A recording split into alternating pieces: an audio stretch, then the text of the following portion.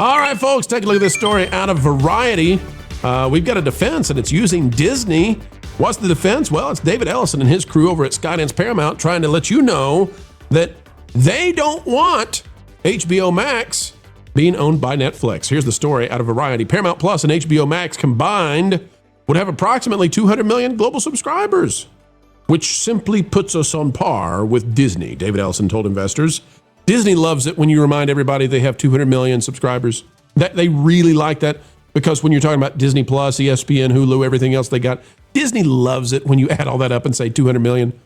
In comparison, Netflix and HBO Max, aka Warner Brothers, if they merged, would clock in at more than 400 million subscribers, doubling Disney. Oh no! Another reminder that Netflix is way bigger. Painting the narrative that Netflix would run afoul of antitrust laws if it acquired HBO Max is seemingly David Ellison's strategy to win back the hearts and minds of Warner Brothers board.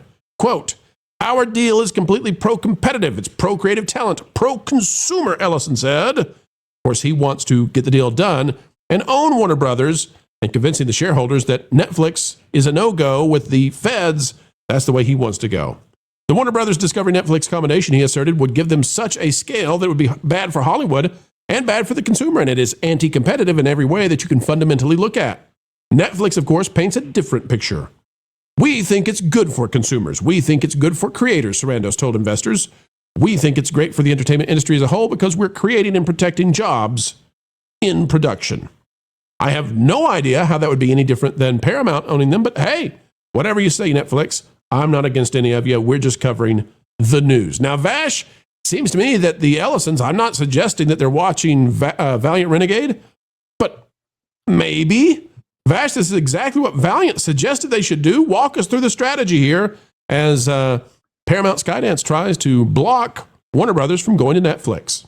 Yeah, I mean, the strategy is really simple. It's look, this is the antitrust kind of potential violation that is taking place here when you are merging HBO Max via Warner Brothers and Netflix. I mean, you just create this complete conglomerate. And even Bob Iger has recently come out and said, well, what does that do with the price? When you have a big player like this, what does that do to the overall market and the terms set forth by somebody this large? So it's very, very interesting. I think Ellison, he might be watching Valiant Renegade. He might not be. I'm not quite sure. But it would appear, at least to me, that, well, he's certainly paying attention to somebody out there putting together these numbers. And he's trying to forward any a defense of his position that Paramount Skydance actually be the ones to own Warner Brothers in any way that he can. And he's going forward and saying, look, this is going to have huge issues when it comes to the Trump administration actually agreeing with this and actually setting this deal forward right here because of the distribution of Netflix now owning HBO Max is I mean, it's basically like a cartel. Right. I mean, the number of subscribers would be incredible, and it's on both ends of this.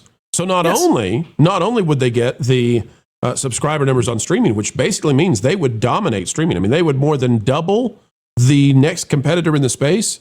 Not only that, and by the way, we're not including YouTube because YouTube is so much farther ahead of all of them and doesn't require subscription, so different business model. But they would more than double the next person in that space. But not only that, Netflix would also have the ability to erase theatrical releases because they would own the very close to number one, but number two studio when it comes to theatrical releases and box office revenues. They might have been number one in profit up until Zootopia, and we're not sure how that's going to shake out, but you would get in two fundamental areas of entertainment massive ownership and control, and they might be able to force theaters to do all kinds of things that Netflix would find favorable to them, but not favorable to the theaters. Huge control. I'm not saying they should or shouldn't. I'm saying this is the argument. This is the strategy that the Ellisons have come up with, one of many, and it's exactly what Valiant Renegade was suggesting. Jonas, well, go ahead, Vash. I see you wanted to hop back in. What do you got on that? Well, no, Warner Brothers was number one at the box office pre-Zootopia. I mean, they absolutely were. So you're taking the number one box office player, the one of the only what is it? Movie studios actually keeping theatrical alive, and you're saying we're going to go ahead and give it over to this, other entity that wants to completely obliterate this business model in order to set up their own as a replacement. And yeah, even though Netflix is saying, "Oh, sure, we'll go ahead and keep these things in theaters. Don't worry, it's all good." We all know this paradigm is going to change once the ink is dried on the deal. Go ahead, Jonas.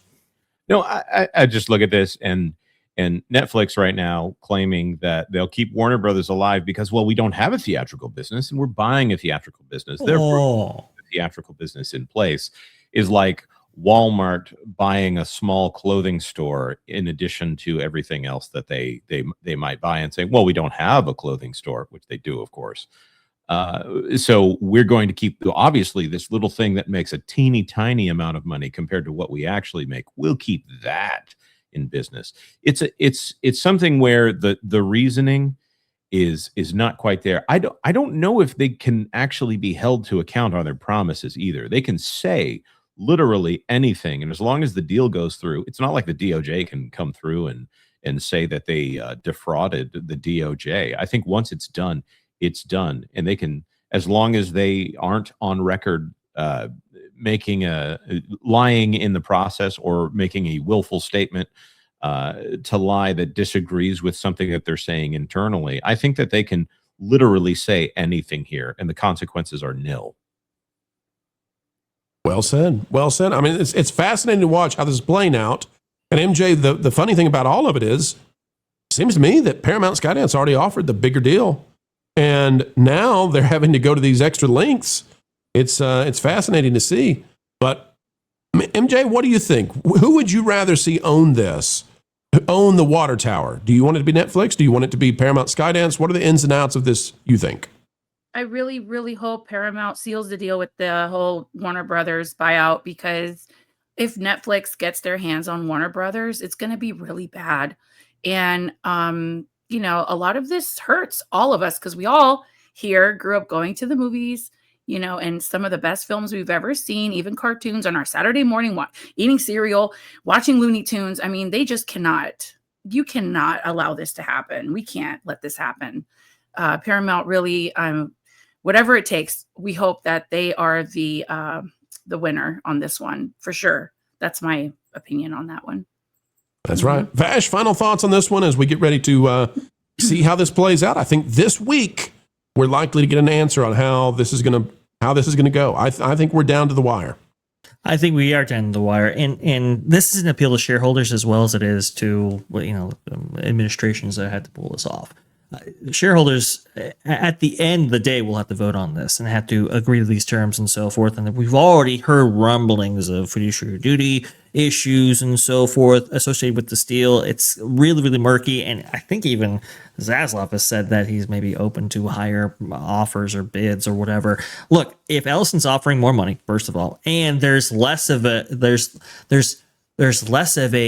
issue when it comes to regulatory approvals regarding their deal, why wouldn't you actually go with that? I think if shareholders do end up going with Netflix, I think that's very destructive to the industry as it currently exists. But not only that, I just don't know if this is going to pass regulatory muster. So we will see on this, but I can tell you what, Ellison's putting up the fight, and he's using good arguments to do it.